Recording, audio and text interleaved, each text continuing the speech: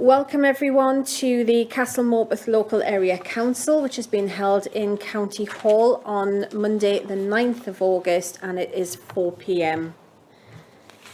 First of all, I just want to mention that this meeting is being held in a COVID-safe environment, and it is available to view on Northumberland TV on YouTube.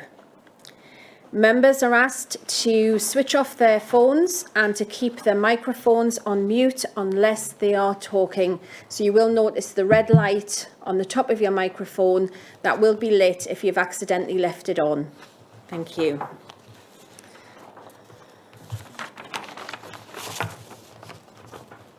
I'm going to go through the procedure that will follow for the planning application today, and it's just standard procedure that we follow every time.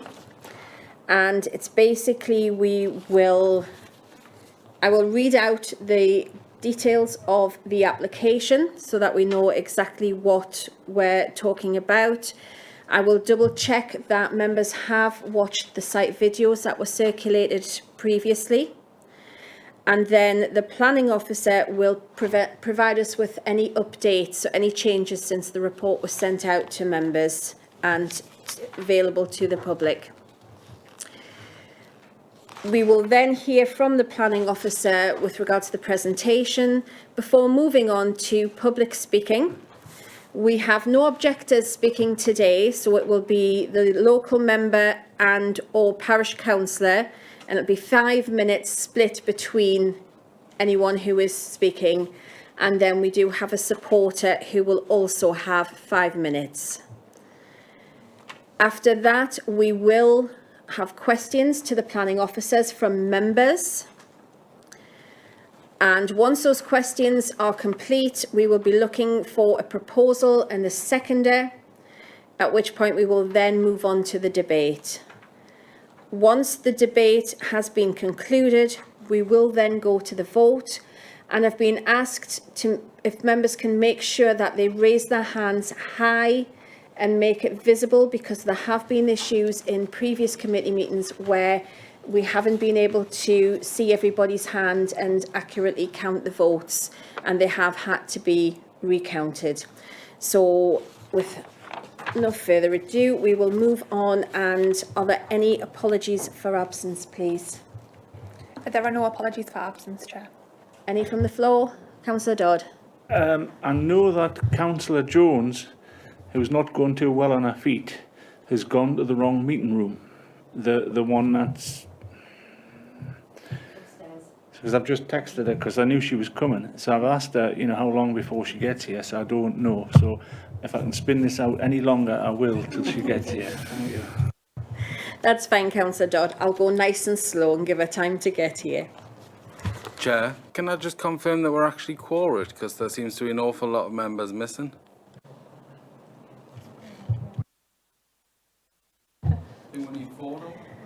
Yeah, we are quorate. There's me as well, Scott. Oh, forget it. I haven't lost that much weight that I'm invisible yet. Give me time. Okay, disclosure of members' interests. Councillor Darwin. I have a disclosure of item number 5, so I'll say my piece of item number 5, and if I need to leave the room, I can leave the room whilst the councillors discuss that case. Thank you. Councillor Dodd. Yeah, I'll declare a personal but not prejudicial.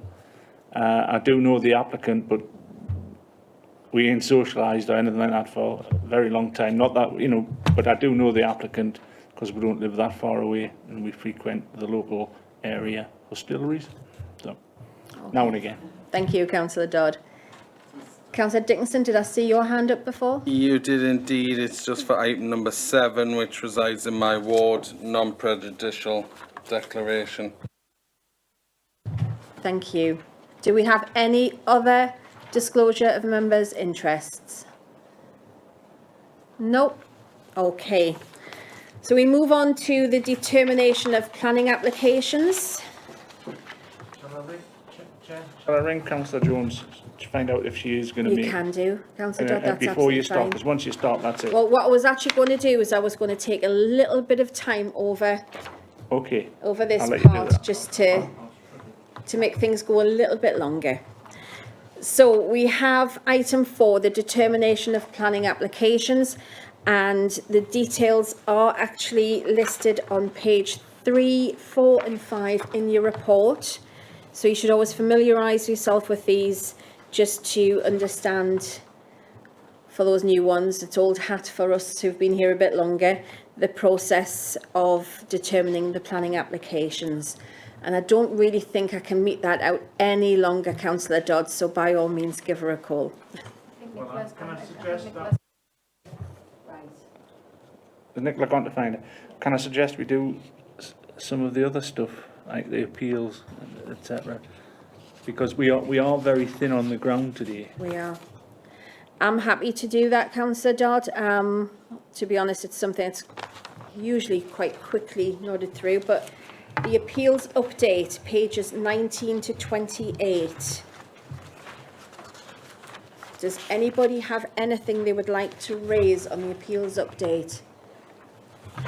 Councillor Dodd, you have left your microphone on. Thank you.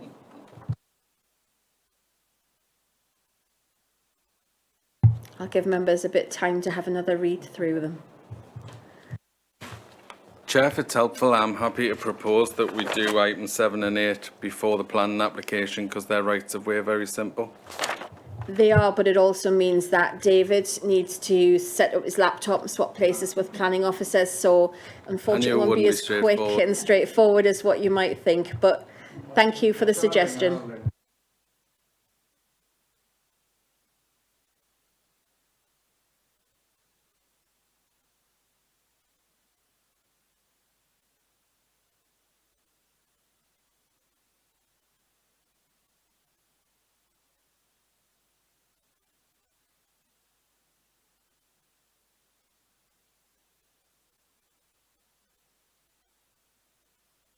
I think just to make it clear for anyone watching the live feed, there are works going on in County Hall, and we have been meeting in a different area previous to the last week or two, and we have moved into a different committee room, which is causing a little bit confusion for some at the moment, because it's not so easy to find with us having to go around the long way, because the front entrance to County Hall is currently out of bounds.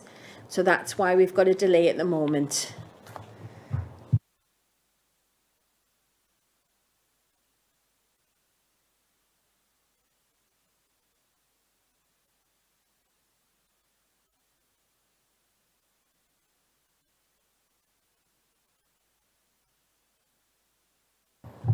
I think we'll just adjourn the meeting for a couple of minutes to give her time to get here. So could we just pause the live feed, please?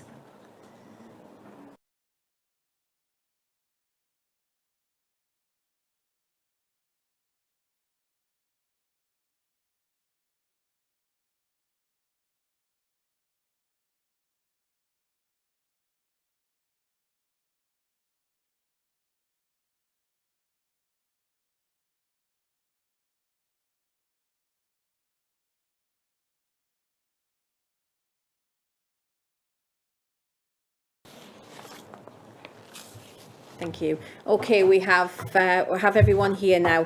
We did jump to item 6, the appeals update. Can I just have confirmation that everybody's happy with those before we go back to the planning application? Agreed? Thank you.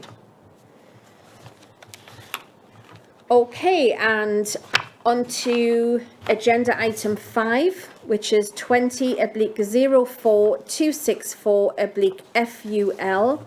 This is part retrospective, and it's a change of use of detached garage and preschool nursery to granny annex, an amended description for the former garage southeast of Kirkley Mill Farmhouse, Kirkley Mill, Kirkley, Northumberland. So can I just check at this point, has everybody had the opportunity to watch the site videos? Yep, everyone's nodding. That's great. Thank you. So over to our planning officer to update us of any amendments or changes since the application was put into the papers. Thank you, Chair. There are no updates to provide since the committee report was finalised. And so, as the Chair's just explained, it's a part retrospective planning application for the conversion and extension of the ground floor level of a detached garage and former preschool nursery building into living accommodation, which is to be ancillary to the main dwelling of Kirkley Mill Farmhouse, Kirkley Mill near Kirkley. This here is the location plan that was submitted with the application. The red line boundary there is the residential curtilage of Kirkley Mill Farmhouse, which is shown just here. This is the main dwelling. And then this here is the building that's subject to the application, with the access taken from the south of the site, just here. And then this is the land that's the other land that's owned by the applicant. So the application site is located within the open countryside and is within the green belt. The site's surrounded to the north and east by open countryside, and then to the south of the site is a residential dwelling, the Old Mill and the Old Mill Kennels, which is a boarding kennel and grooming business. And then to the west of the site is the adjoining neighbour, Kirkley Mill Farm Cottage. And this is just another location plan taken from our mapping system, again just a bit clearer there, showing that the main dwelling, the building that's subject to this application,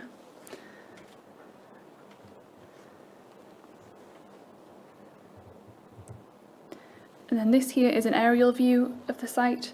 So this here is Kirkley Mill Farmhouse, the main dwelling, and then here is the building that's subject to the application. Apologies, it's not very clear, the trees seem to be shading it there, but there's a building there with the access to the south. I'd just like to point out that the agricultural building, which is shown just here, which is in the ownership of the applicant and was approved in 2017, has not been constructed in accordance with the approved plan. However, this matter has been raised with the Council's planning enforcement team and will be investigated separately to this current planning application.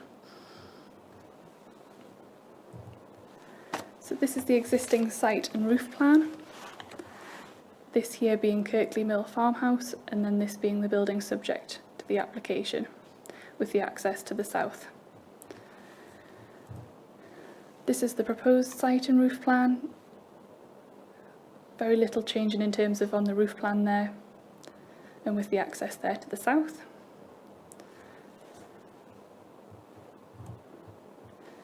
This is the existing plans of the garage and former preschool nursery building, and showing the elevations and the floor plans there, which show it as a garage, and obviously the playroom in terms of the former nursery. And then this is the proposed plans. So the elevations there, some very minor external alterations, including the porch and some alterations to the windows. The main changes being the internal alterations, obviously to create the annex in keeping the garage there.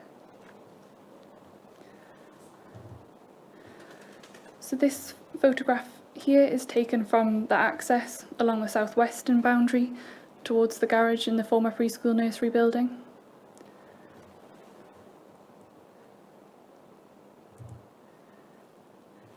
This photo is taken from within the site, sort of from the southeast, looking sort of northwest towards the garage in the preschool nursery building. And as you can see, this is Kirkley Mill Farmhouse in the background, which is situated on slightly higher ground.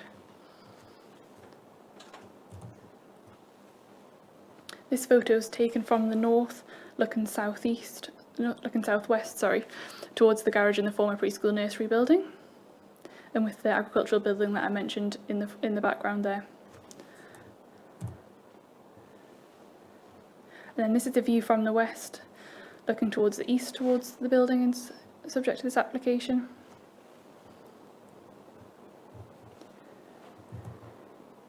And then this is taken from the highway to the southeast, looking towards the garage in the preschool nursery building. As you can see, there's this current boundary treatment is the stone wall and the hedgerow and the vegetation there. This photograph is just to show the sort of distance between the main farmhouse, and the annex there, the proposed annex there. Yeah.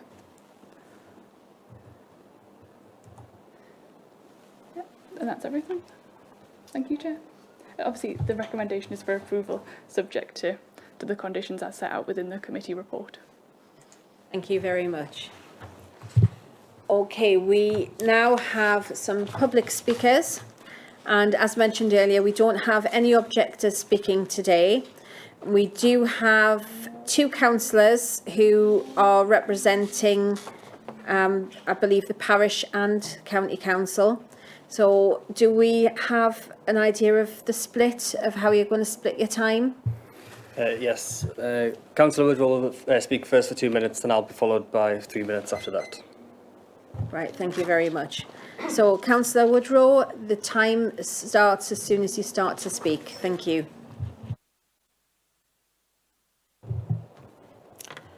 Hi. At the Ponteland Town Council meeting in February 2021, a no comment was made on this proposal, which was followed by an amended plan in March 2021, and an objection and neutral comment were the responses which followed from the public. The amended plan showed the location on a much larger scale, and the objection stated a few points that redirected the Planning Committee's thoughts on this application, as there seemed to be several concerns from neighbours about what is exactly going on at the site.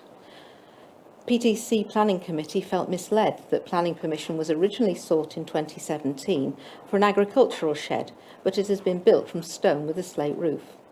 It was described as an annex, when it is in fact a completely separate dwelling, and the Town Council Committee asked that it remain an annex in perpetuity, and that a condition be put in place to prevent any confusion in the future, and that no further development be allowed to take place on this site. This site is within the Green Belt, which governs the sound planning, reasoning and legislation that places a blanket ban on future development in this area. Ponteland Town Council Planning Committee has seen these small hamlet locations become overdeveloped areas over the years and wish to prevent this from happening now and in the future. It's Ponteland Town Council's responsibility to do everything it can to prevent development in the Green Belt, which is sacrosanct in this country. The Planning Committee was originally sympathetic to this application by a son planning to care for his ageing relative, but the applicant's desire to delete the in perpetuity clause gives the committee cause for concern about any future plans for the site. That's it. Thank you, Councillor Woodrow. And now over to Councillor Darwin. Again, the time starts as soon as you begin to speak. Thank you. I was first contacted by the applicant, Mr. Elwell, on the 28th of May to ask if I would meet him at his property and discuss a recent objection from Ponteland Town Council Planning. I called round to Mr. Elwell's property 2 days later to discuss the objection and see for myself the annex in question. As you have just heard from my colleague, Councillor Woodrow, Ponteland Town Council Planning initially made a no comment in February of 2021. This application was then brought back to the Council's attention in March as a result of the amended boundary change, which was at the request of Northumberland County Council officers to include Mr. Elwell's main residence within his planning application, thus enabling the building in question to be referred to as an annex, which is that of an adjoining building or associated with a main building. The boundary change, as requested by Northumberland County Council officers, sought to ensure this building was indeed an annex to his main residence. There are no enforcement issues related to this building, which has been mentioned by a neighbour's objection. Such enforcement issues relate to an adjacent building whereby Mr. Elwell added roof lights to his agricultural shed, which was not in his original planning consent. Mr. Elwell is addressing this via a separate planning policy. I, like my fellow Ponteland Town councillors, and which has been succinctly portrayed by Councillor Woodrow, endeavour to maintain and protect our vital green belt. I do not wish to see overdevelopment, and any planning application which appears to diminish such green belt should undergo thorough scrutiny with the endeavour to prevent and object such planning permission. Ponteland Town Council have amended their planning comment to include a clause whereby the annex should be kept in perpetuity. I feel Mr. Elwood has been sympathetic in his development, and I do not see Kirkley Mill Farm becoming another mini-development site. However, I will ask councillors of this committee to decide if change of use should be granted with this condition applied, that the building remain an annex in perpetuity. Thank you. Thank you, Councillor Darwin. And now we move on to the public speaking with the supporter.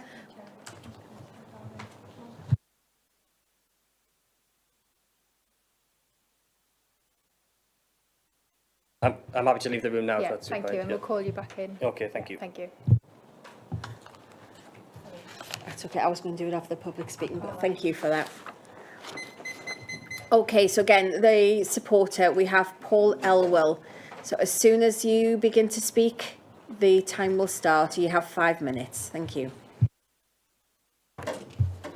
Regarding the comments from Pontyland Town Council, I find this unreasonable and is a matter I would take to appeal if made a condition. There is no sound planning, reasoning or legislation to place a blanket ban on development, as each application, if any, should be considered under its own merit and the planning rules in force at the time of application, should an application be submitted. That's all, thanks. Thank you very much.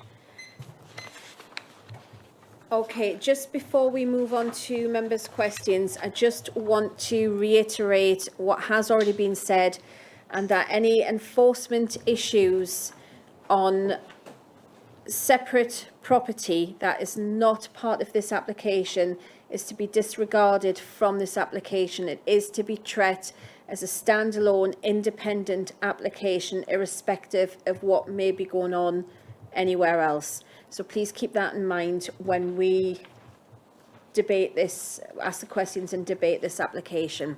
So do we have any questions to officers, please? Councillor Dickinson. I'm going to ask a question of Elizabeth because I haven't seen her for so long. However, as she well knows, I don't like retrospective planning applications, and I believe this is part retrospective, but equally any of the conditions that may just have been referred to by any councillor are really just a nonsense, because at any point people can apply for change of use, and in actual fact it's just a little bit of political silliness potentially. And I know you can't comment on that bit, but the part question is that, you know, there is no point in putting that condition on, and it should be disregarded. And actually what we should be looking at is the application in itself. And while I don't agree with retrospective planning applications, because I dislike them immensely, that this is quite a straightforward application in terms of its outcome. Thank you, Chair. So, yes, members, it is a retrospective, partially retrospective application, and I know that that sits uneasy with you because of the nature of somebody going ahead and doing the work without the correct authority. However, there's legislation, there's an exemption in the legislation that allows for an application to come in that is retrospective. And the rules are that you've got to treat it as if the application, as if the work hasn't been carried out. The benefits are that you get to see what it's like and the impact that it's going to be. But I realise it's not ideal, but it is there, and it's a tool that can be used. And you've got to treat this application as fairly as you would any other application that came before you. So you've got to apply it against the planning policies and look at any other material considerations. So with respect to this one, Rachel's written, you know, a comprehensive report here along with a presentation. What we're saying is planning policy, it accords with planning policy, it accords with Greenbelt policy. The point about the in perpetuity clause, I can understand the anxiety that it doesn't then go on to be used for something else or become a dwelling in its own right. We wouldn't recommend that you add perpetuity on this, because anybody can make a planning application at any time for anything. We've got to assess it on its merits at the time, and we can't prevent that, which is why we wouldn't use the words perpetuity. But Rachel has in the conditions, in condition 3 there, very nice and clearly set out that it has to be used as accommodation ancillary to the main use of that house being a dwelling house, and that's not going to change. And so you've got that protection, and that if there was to be any change on that, the owner or the applicant would have to come in for an application. So at the minute, it would be protected as an annex ancillary to the main residential dwelling house. That's acceptable, but we wouldn't recommend the in perpetuity clause on that because that isn't reasonable. I hope that explains everything, Councillor Dickinson. It does in depth, as always, Elizabeth. Thank you. Thank you. Any other questions? Councillor Murphy. Yes, just for clarification, is there any material difference then? If that third condition is applied, is it, as Councillor Dickinson said, that irrespective of that, at any point in the future, the applicant can come along and say, I want that to be changed. I want to sell it as a separate accommodation. Correct. So if the applicant decided that they wanted to split the residential site so that the farmhouse remained one and this was separate with a red line around it, they'd have to submit an application to us and we would consider that against the policies of the time. But, you know, as things stand today, what we're saying is the proposal is completely acceptable. And if there is to be any future changes, which there can be, an application would come in and we would consider it. Okay. Thank you. Yes. Sorry, I've got a mental blank. Jones. My apologies. Councillor Jones. So let's see, did that work? Yes. I think I'm going to sort of really say, same as Councillor Murphy, how strong is that condition 3 and how enforceable is it? I am concerned. I'm concerned, like Councillor Dickinson, I don't like retrospective. If there's nothing wrong, there should be an application in the first place. And I'm really not happy for when we're told that, you know, you have to agree this, else I'll go to appeal. So I just want to know, is this enforceable, this condition 3? Yes. So we have confidence in that condition. We use it all the time. And the other benefit of that condition is, let's just say the applicant decided that they didn't want to apply for consent and decide to market it as its own independent dwelling. It wouldn't get very far because that condition sits there. Nobody would be able to buy it because it's not an independent residential unit of its own right. So there is the enforcement that we take as the planning department, but also it's a protection there in a potential conveyance scenario. It couldn't transfer because it doesn't have its own individual consent as a residential building.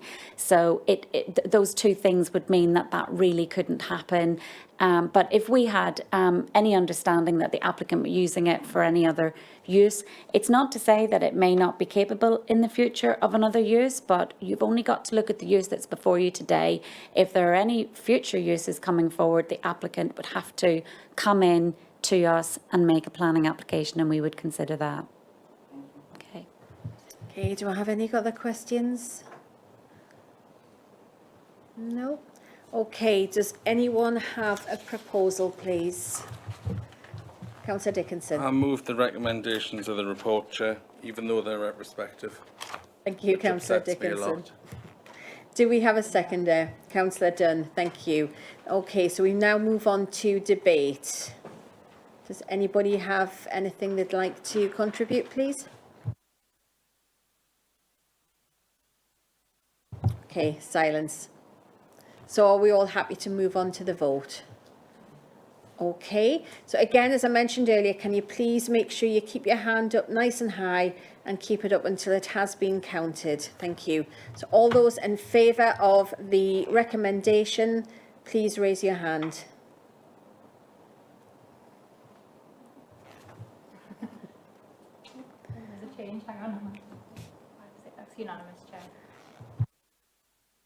I've turned my microphone off. Thank you. That planning application permission has been granted. Thank you. So we would now normally move on to item 6, but we have already done that. So before we move on to item 7, I would just like to take a short recess to allow any members of the public and for any planning officers who don't want to stay for rights of way to leave, and for David Brooks to come up and set up his equipment. So could I have the live feed cut for the moment, please?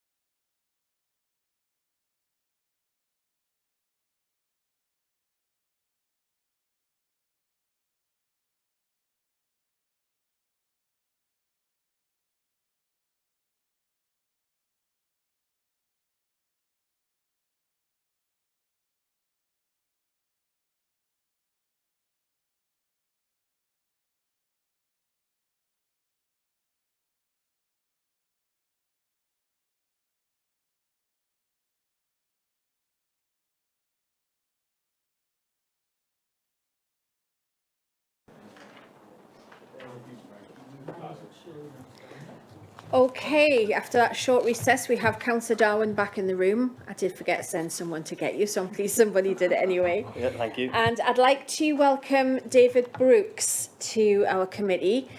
Some of you will know David from being here previously. David will be new to other members. And I have a little bit of news which David has kindly said I can share with you. And unfortunately, we lose him in 4 weeks' time. David will be retiring. So I hope you join me in wishing David all the best for his retirement. Thank you.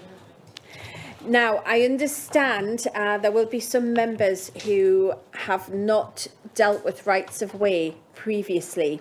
Certainly our new members, Councillor Darwin, Councillor Murphy.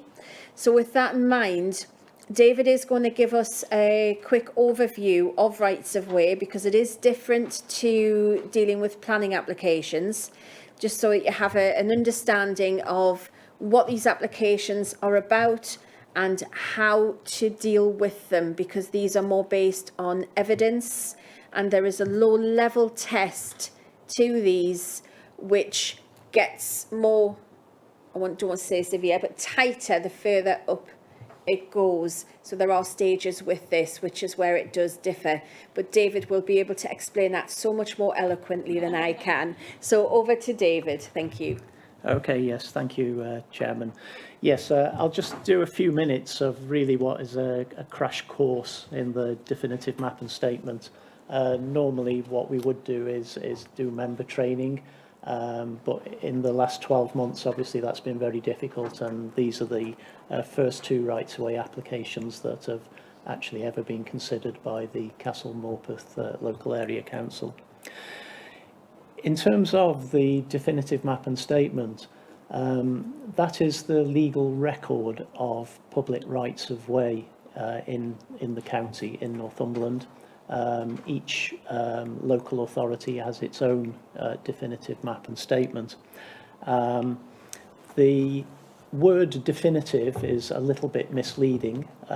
Definitive maps and statements first came into being in the early 1950s and were indeed meant to be definitive. And since the early 1950s, work has been carried out by this local authority to actually bring the definitive map and statement up to date. There is in the Wildlife and Countryside Act a requirement that we do keep the definitive map and statement under continuous review. And when officers become aware of any changes that have arisen which need to be made to actually amend the definitive map and statement, we should make modification orders under a statutory process which is set out in the Wildlife and Countryside Act to actually bring about those changes to the definitive map. In terms of changes come about through two main avenues. One of the changes is where the local authority itself becomes aware that there is evidence out there that the definitive map and statement is incorrect in some degree and requires updating, or members of the public or parish councils, or indeed just any individual who is aware that the definitive map and statement may be incorrect can make an application to the local authority to have an amendment to the definitive map and statement. In terms of the two types of events that occur to actually update the map and statement, they are two broad distinct types. One is an event which is based on documentary evidence. So this is historical evidence that may exist in archives, either public archives or private archives, which show that when the definitive map and statement was first prepared, that this documentary evidence wasn't taken into account because nobody was aware of it at the time. Types of documentary evidence will be normally things like enclosure awards and various commercial and ordnance survey maps, land value tax information. There's a whole range of different documentary evidence which is either directly or indirectly related to rights of way, and which, when brought together, can produce evidence which is sufficient to lead to a route being put on the definitive map and statement. The second type of evidence is user evidence. User evidence is where a route may not have been a public right-of-way that is not recorded at all, but because of use by members of the public over time, and use where a landowner has not overtly done anything to say this is not a right-of-way, that use in itself can lead to a used route gaining a legal right-of-way. So that's the second type of evidence that we tend to consider. Very often evidence will be of the two types will be combined in a single application. So you will look at some documentary, but also user evidence. It just depends. It can vary. Probably just the final thing to say on the changes. Changes are the addition of a completely new right-of-way to the definitive map, or there might be a route which is already recorded as a public footpath, for example, but there is evidence that that status is incorrect and the status should be of a higher definition, which would be either a public bridleway or a restricted byway or a byway open to all traffic. In terms of the role of committee members, what is brought to you are reports which are either officer-generated reports or reports that are prepared on the backs of applications received. And these reports set out the background to the application. You will see that there'll be an analysis of the either user evidence or documentary evidence that is been presented to actually support an application to amend the map. And what we do as officers is look at that evidence, balance it up with consultations with landowners and other people to see if there's any counter evidence and other views. And then we put forward a recommendation which says whether we believe that the committee members should agree that a modification order should be made to actually change the definitive map and statement. Most often, the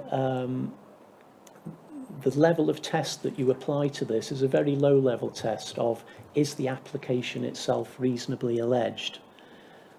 The next level is balance of probability. The balance of probability test is normally done at the planning inspectorate stage if an order that we have agreed to make, that members have agreed to make, is made and somebody objects to that order. That's where the inspectorate would look at it on the balance of probability.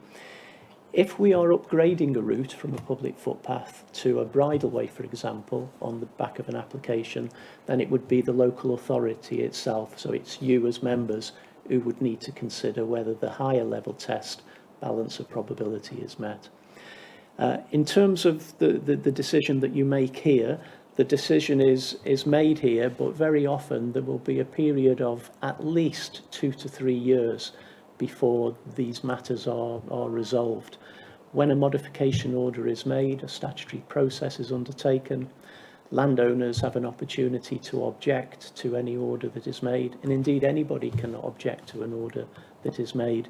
Where objections are received, the local authority has no choice but to send those objections together with the order off to the Secretary of State for determination, and that is where a planning inspector is appointed to either hold a public inquiry or to deal with the issue through written representations.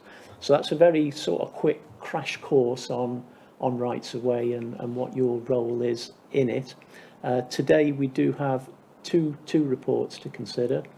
One report is based on user evidence and one report is based on documentary evidence. So that has given you an idea of the two types of reports that you can be dealing with. And also, interestingly, one report is the officer recommendation is we think that it's reasonably alleged, and the recommendation from officers is yes, we think an order should be made. Whereas the other one is there's evidence here that this evidence isn't good enough and should be thrown out. So just within these two reports, you do have, again, some additional sort of training material there, which shows you the sort of range of reports that you will consider in the future.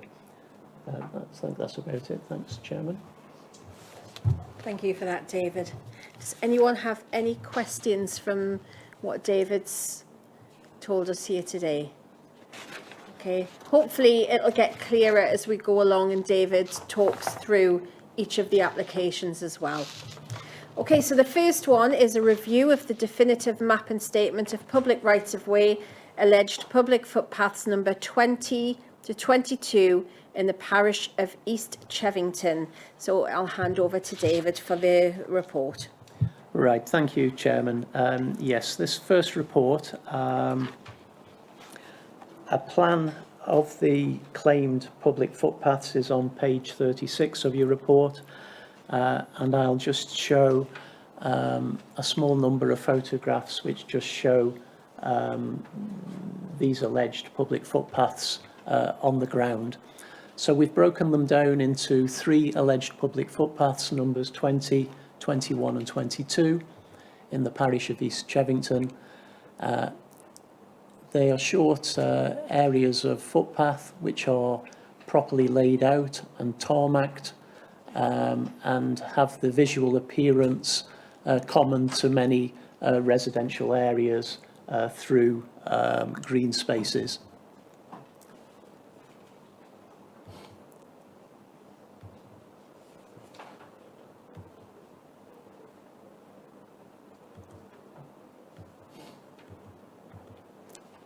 That concludes the slides. In terms of this application, it was received in January 2019, and it was to add the public rights of way that I've just shown onto the definitive map and statement in the South Brewmill estate, east of St John's estate. The proposal and the application that was submitted is supported by user evidence from 14 members of the public, and 10 of the members of the public indicate that they have used these public paths for periods in excess of 20 years. The application is also supported by Ordnance Survey plans dated 1981, 86 and 91. It's estimated that 13 of the users claim to have walked all or part of footpath number 20. 7 of the users claim to have walked footpath number 21, and 5 of the users claim to have walked footpath number 22.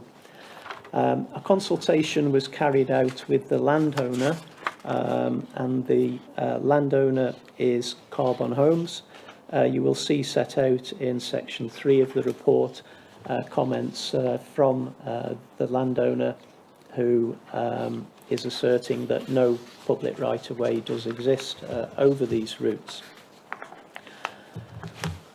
As I said, the proposal was supported by evidence from 14 members of the public.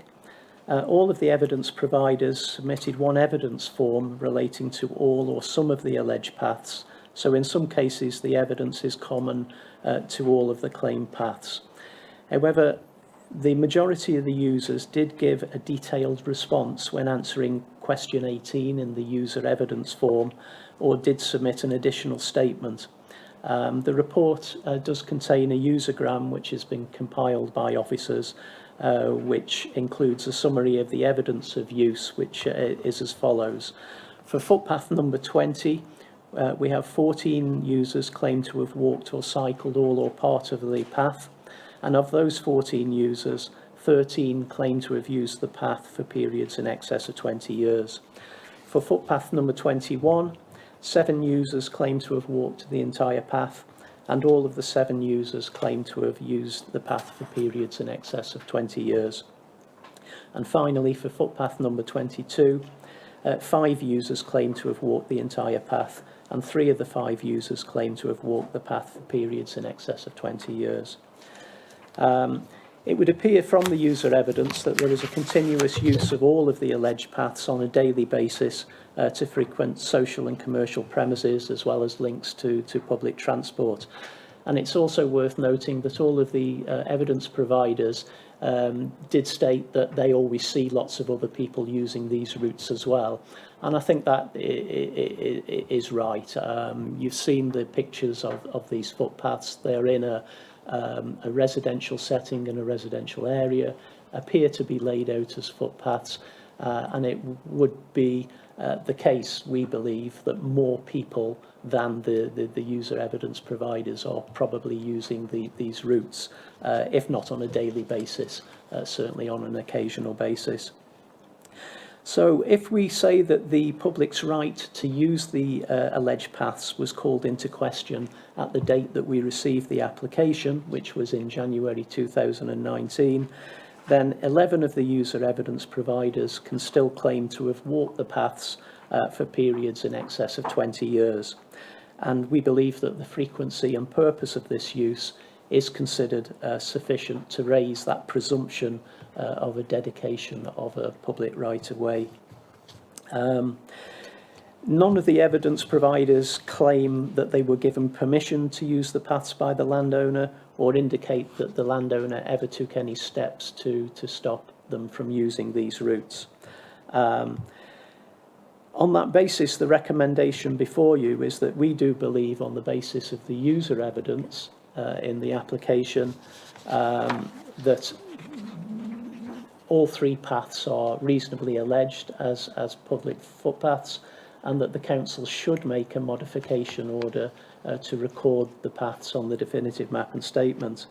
If members were not convinced that the application was sufficient and that the route had been used for periods in excess of 20 years, then you may also wish to give consideration to the dedication under common law. Public rights-of-way may have been dedicated under common law if it can be inferred by the landowner's conduct that they intended to dedicate public rights over the routes, and where there's been evidence of use by the public so long in such a manner that the landowner must have been aware that the public was acting under the belief that the way had been dedicated. And certainly when you look at the photographs, the construction of these tarmac paved ways over the routes of the alleged paths, and the fact that the landowner did not take steps to disabuse the users that these were not public rights of way, that might be something you would consider. But in terms of the report, we are just asking you to consider on the basis of the user evidence in the application. Thank you, Chairman. Thank you, David. Does anybody have any questions? Councillor Dickinson. Just for a number of clarifications, I can assure people that for well over 20 years, hundreds of people use those paths every day. I think it's a small anomaly. Obviously, I was a very small child 20 years ago, but very small.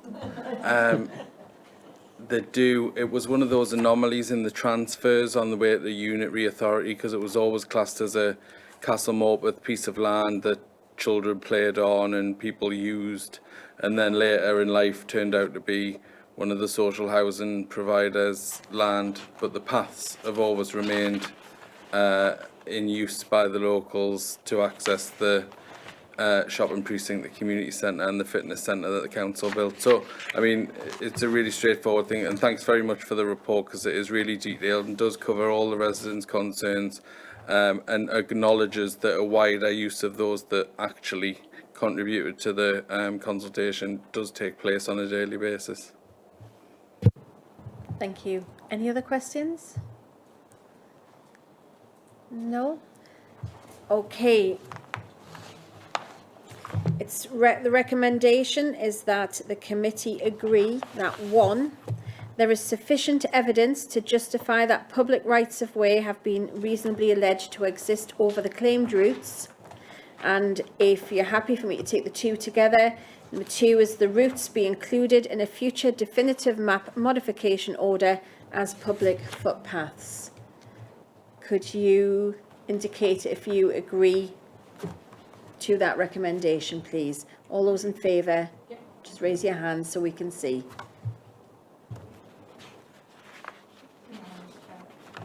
Thank you.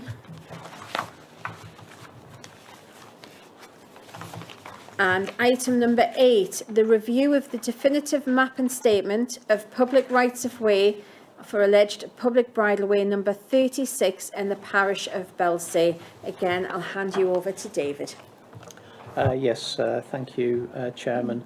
As this is an application which we're considering on the basis of documentary evidence we didn't go out and photograph the route, so I don't have any slides to show you. So we'll just get down to... There are slides there are pictures in the report. Oh, no. Gosh.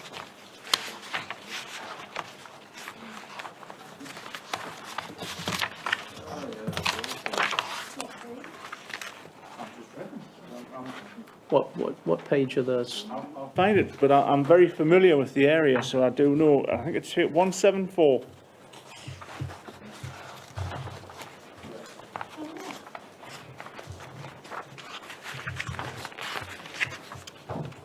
Someone put those in when you weren't looking, David. They must have snuck them in. Yes, I think these accompanied probably the landowner's report from Liz Sabel, I assume, yes. So that does give, yes, an idea of the type of route that we're talking about. It has the appearance of being what we would consider to be a traditional semi-surfaced, unsurfaced farm access track is probably the best way to describe it.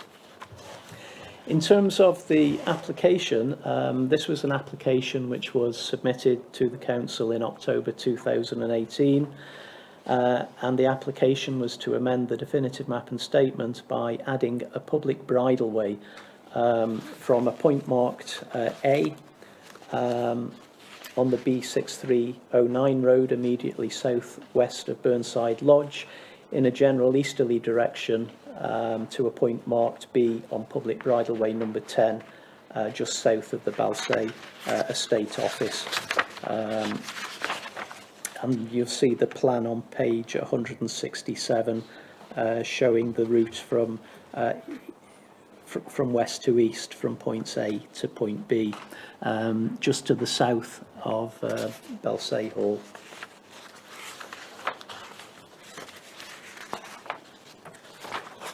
You will also see in the report that there's landowner evidence which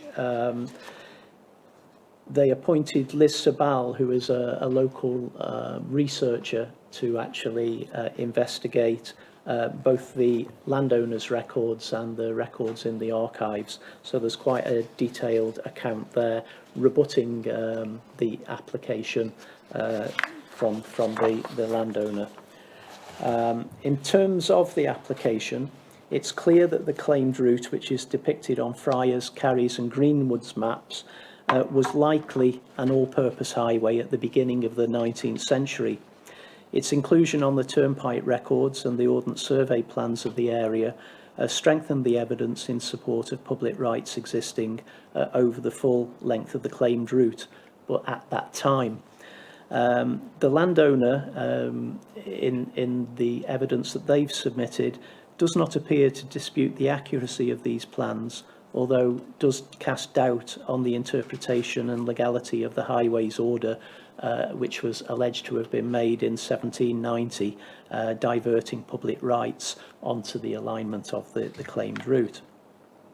What the landowner submission did show was that there was a Highways Order in 1837 which was certified by the Justices of Peace at the Northumberland Quarter Sessions on the 16th of September 1837. And this Highways Order had the effect of stopping up the route of the alleged path as being unnecessary, as a new public highway had been made and dedicated to the public. And there's no evidence to suggest that public footpath or public bridleway rights were retained over that alleged route.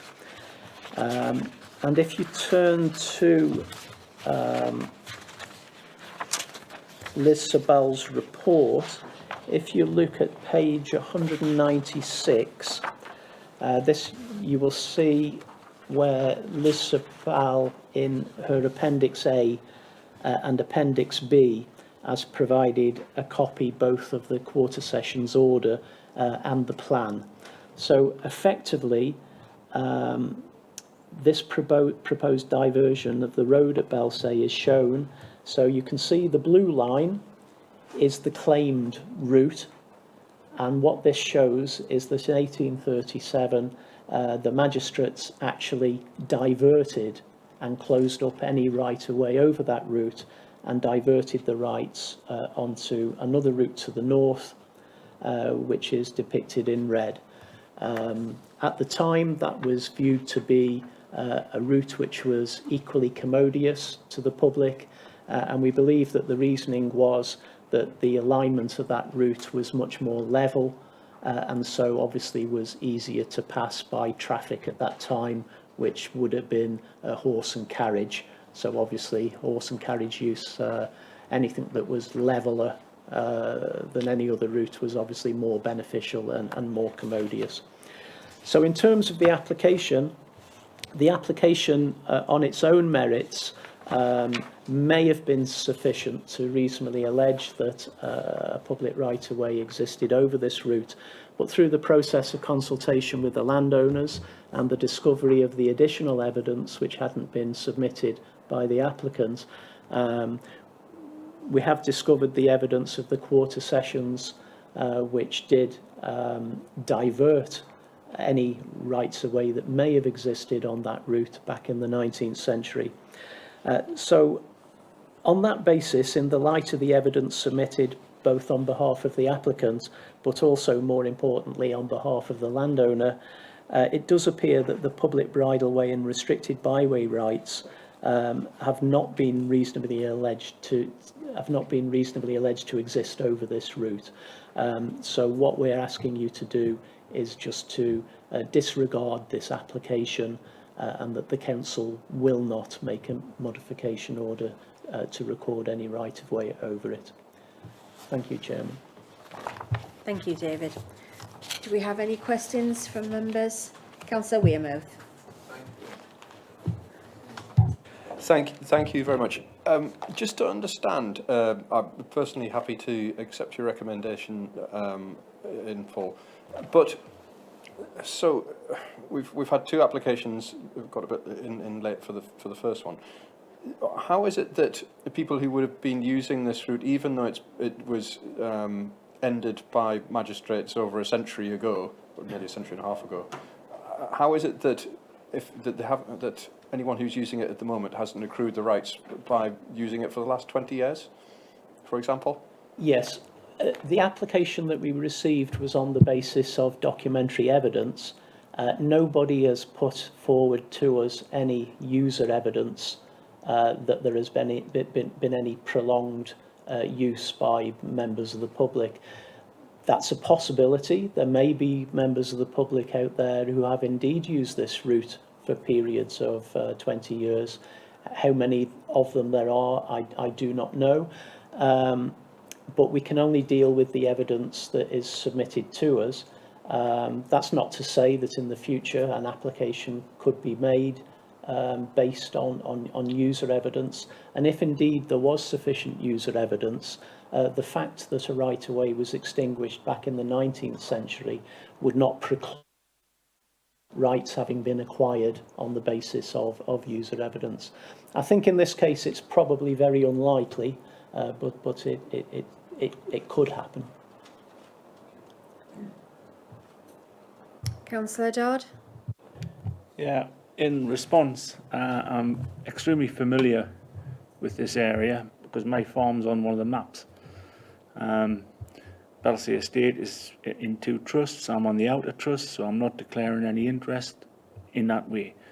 However, this is not being used as a bridle path. It's not being used as a footpath. It is used by the people that go to see Belsay Hall and the gardens, and there's a walk that goes around the one of the woods up beside a lake, and that's used extensively nearly all year round. And it touches on this a tiny little bit, but not really. And if anyone's been to Belsay Hall, it is quite enchanting in the whole place. You know, you've got a French farm up there, you've got the 14th century keep, the 16th century Georgian wing, and then if you've read some of this, the owner went off to Greece and got inspired to build the hall as we know it now in a Greek. No, you don't, Scotty.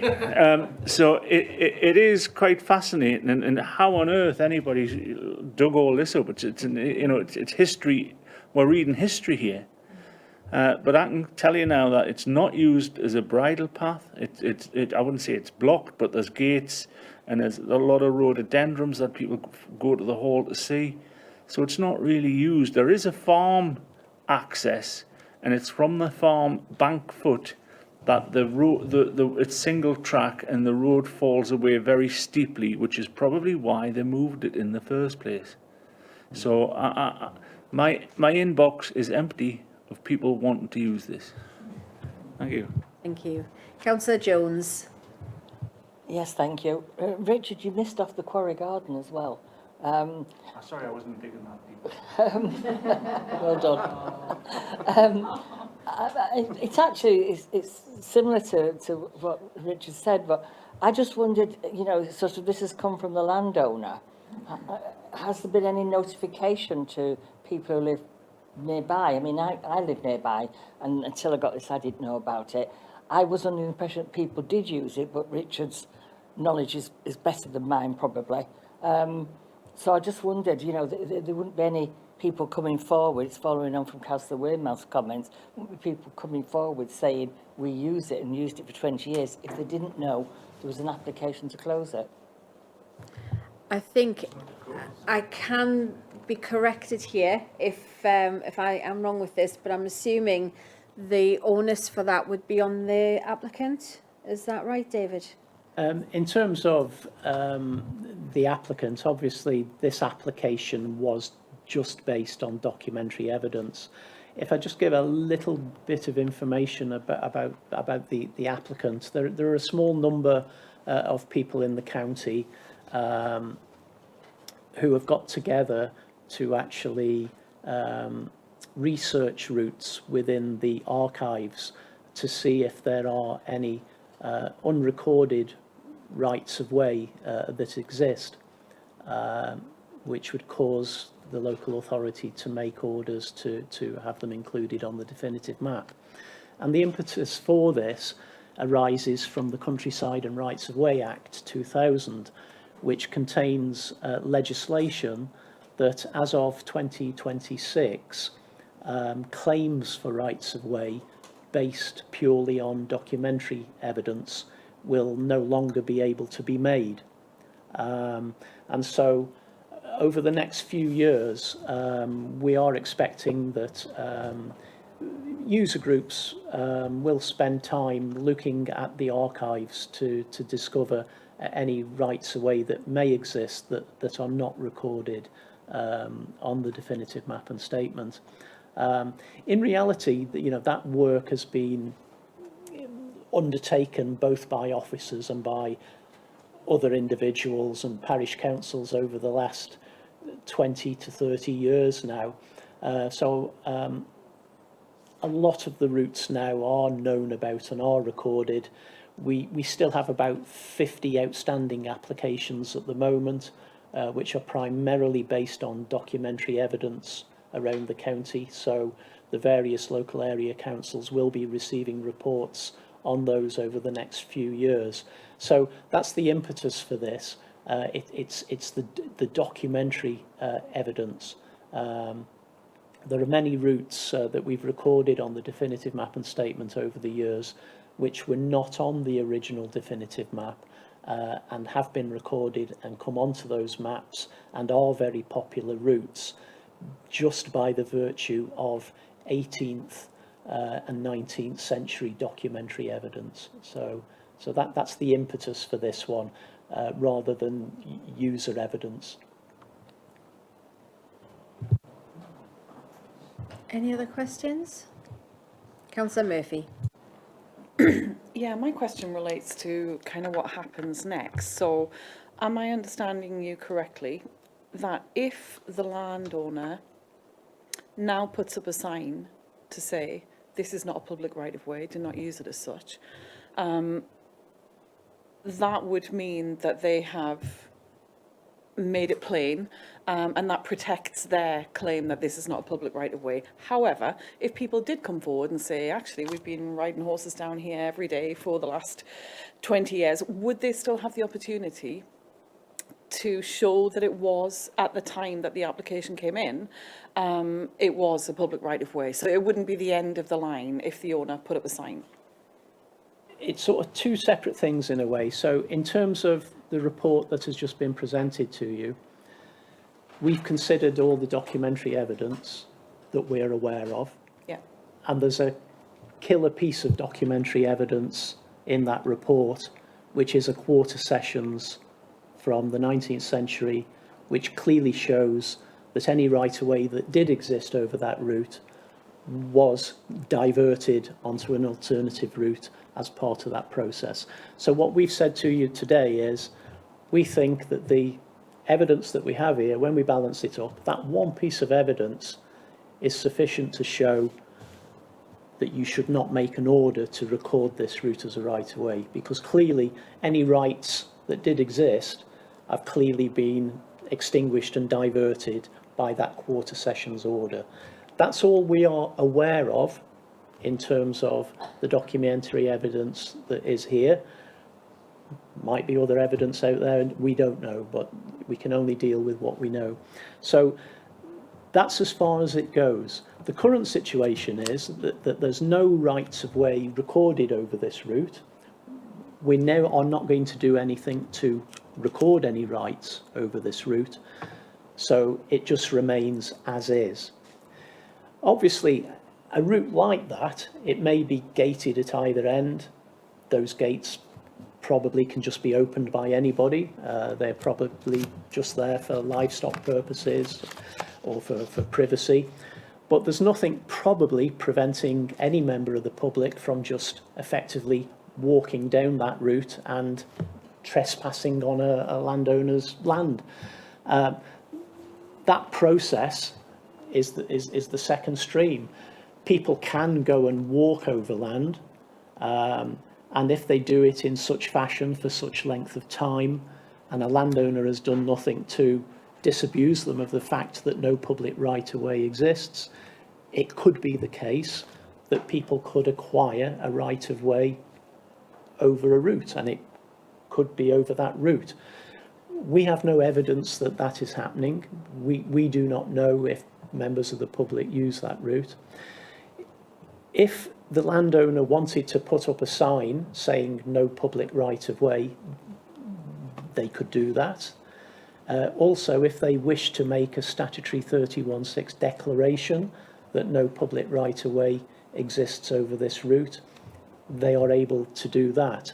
And that is the most effective way for a landowner to stop the process of members of the public acquiring rights through use by making a statutory declaration.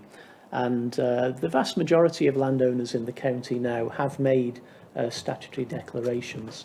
I'm not sure whether this one has.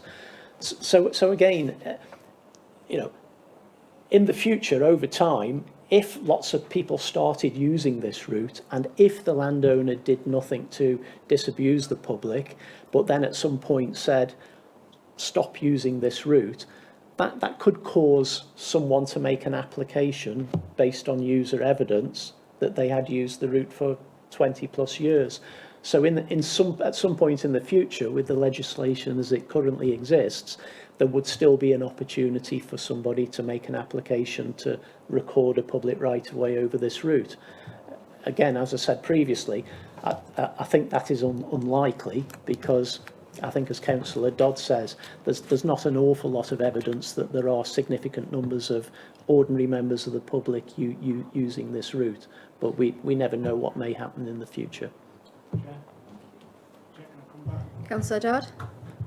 There's a set of sheep pens that would have to be dismantled. There's about 5 or 6 gates that are used for livestock purposes, and at one end is the Belsay Woodland Burial Site. So it is used by farm traffic, and it probably might have been the early entrance to Belsay Hall. And obviously a better entrance was put in ever so many hundreds of years ago or whatever as the time would state. So that there is access for people to walk in other areas, which is what actually happens. So, as I say, I cannot recall any horses, anybody on there, and I do have extensive knowledge of that area. Thank you. Thank you, Councillor Dodd. Do we have any other questions? No? Okay, so the recommendation is, in light of the evidence submitted, it appears that public bridleway restricted byway rights have not been reasonably alleged to exist over the route. So we're recommended to agree that statement. Can we have a show of hands if you agree, please?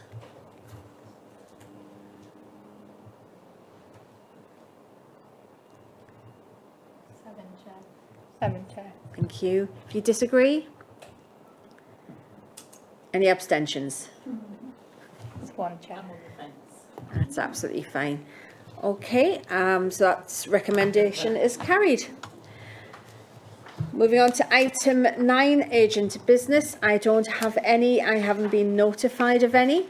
So with that, Councillor Chair, apologies, Dickinson. it's not urgent business, but it's just to thank Dave for all his work over the last however many years he's worked at the council, because this is his last meeting with us. 32. 32 years presenting paths and But things. not only in paths. Thank you, Councillor Dickinson. I think it was the end of my career path some time ago. So I have no other urgent business other than to, on behalf of the committee, which I think has pretty much been done by Scott there, just say thank you very much for your time, your service, and certainly for educating many of us in rights of way, and I've found it enjoyable. And I was gutted when we stopped doing the rights of way committees, because I really did enjoy that committee. And you've had a fantastic team there as well, with John and Alex with you, and it's sad to hear that John is actually also retiring. So there's Alex, and plans in place to recruit one further member. So it will still be a small team, but it will be a changed team as we move forward. And I hope we do have some more rights of way back at this committee again in the near future. And with that, thank you very much for your attendance. Can we have the live stream terminated, please?